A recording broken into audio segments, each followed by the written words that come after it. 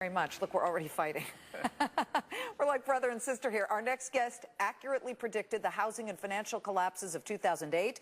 Now he says, despite speculation that the recession is over, happy days are not here again. In fact, he says things are going to get much worse.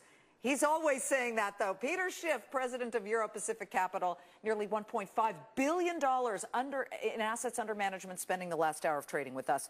Now what? Why do you say that things will get much worse, and what would be the catalyst? What will push us there? Because I hear a lot of people saying that. We've had the best July in 20 years for the Dow. Well, remember, we had a disastrous 2008. I mean, the market dropped 50%. I mean, so you're going to get some kind of rally out of that. But remember, the underlying economic problems that led to the crisis are not only still with us, they've actually worsened. And, you know, when people are jumping to the conclusion that, oh, the markets are going up, therefore the market is forecasting recovery. Remember, the market failed to forecast the recession. The recession started in December of 2007. The Dow was at a record high 2 months before that. So the market was completely blindsided by the biggest recession since the Great Depression.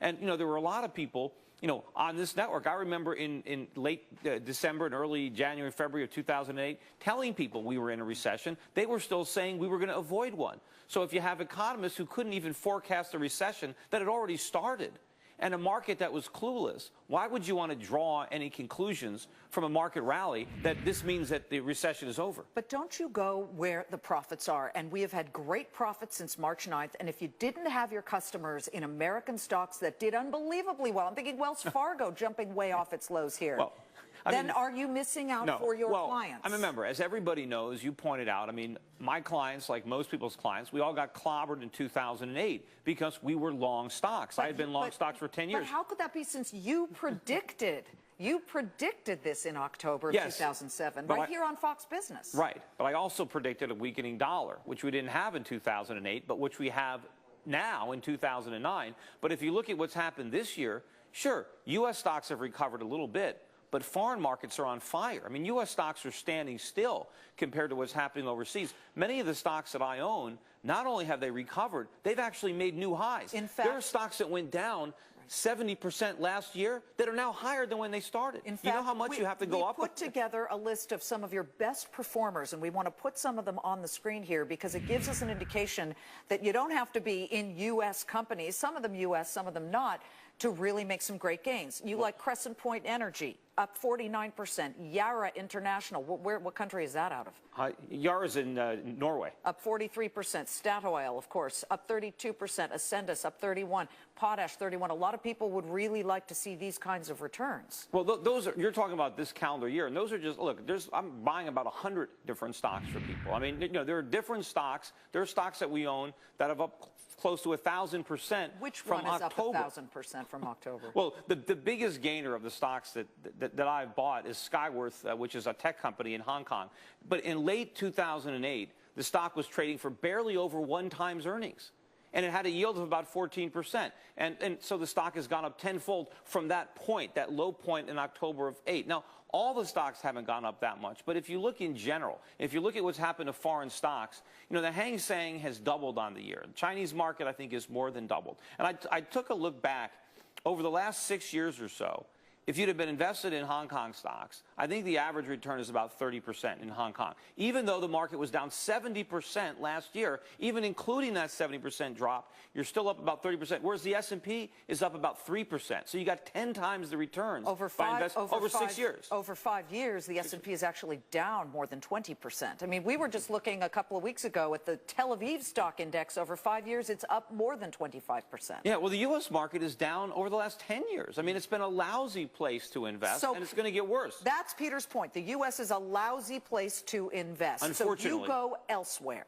Yes, unfortunately, the policies that we're pursuing in Washington, at the Federal Reserve and in Congress, are detrimental and destructive to our economy. Too much They're spending? destructive to the value of our money. You know, when people are investing, the most important thing is the value of the dollar. You know, what are your investments worth in purchasing power? The dollar is at a new low again today. This is a new calendar low, and it's going to keep on falling because of the policies. The dollar's drop was briefly interrupted last year. It is back. It is back with a vengeance. We could be in a currency crisis by the fall. Well, that's what Steve Forbes is in agreement with you on. He says a strong dollar is very crucial. Well, the senior economist with macroeconomic advisors says today's ADP report, it's a jobs report, and that the recession ended in June. But with the report still showing big private sector job losses, has the recession really come to an end? Peter absolutely says no. Shivani Joshi, what do you think? Well, look, I think there's a difference between recession and recovery, and the data that we are continuing to get. To Peter's point, if you look at the markets and you look at all the data that we're having, there's a big disconnect between what the markets are doing and what the economic data is showing.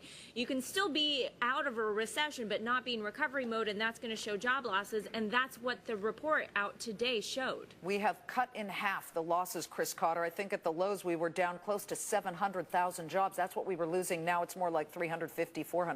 Okay, still losing 350, 400,000. I think, sort of similar to Shabani's point, I think we need to make a distinction between what economists feel like the technical indication of the end of a recession is, and what psychologically the people out there, the Cro-Magnon men like me, feel like the end of the recession is. We don't know, macroeconomics from home economics. So we are fearful for our jobs. We see our neighbors losing their jobs, and whether the technical indicators say we're out of a recession or not, people out there still feel like we're in it. Peter Schiff, is it sort of a red herring to look at job losses and say, well, we've cut those in half? Well, look, I mean, we were losing jobs at a rate that was probably impossible to perpetuate continuously. So we're now losing jobs at a slower rate, but we're still losing jobs.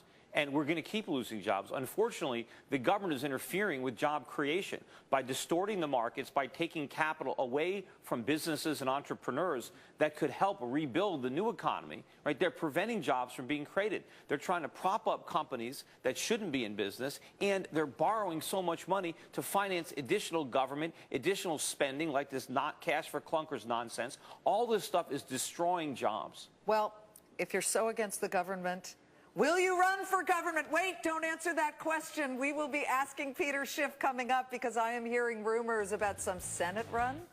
State of Connecticut? Well, we'll ask him in just a minute. Closing bell ringing in 49 minutes. We're going to hit the trading floors, find out where the flows are next in our floor show. And first on Fox Business, the CEO of Rapid Ratings just testified before members of the Senate. Is his company's rating methodology better than the big boys, Moody's, S&P, and Fitch? Or do the agencies need to be regulated by Uncle Sam? Can Uncle Sam really figure out all of these financial products that are so exotic? Coming up right here on Countdown to the Closing Bell.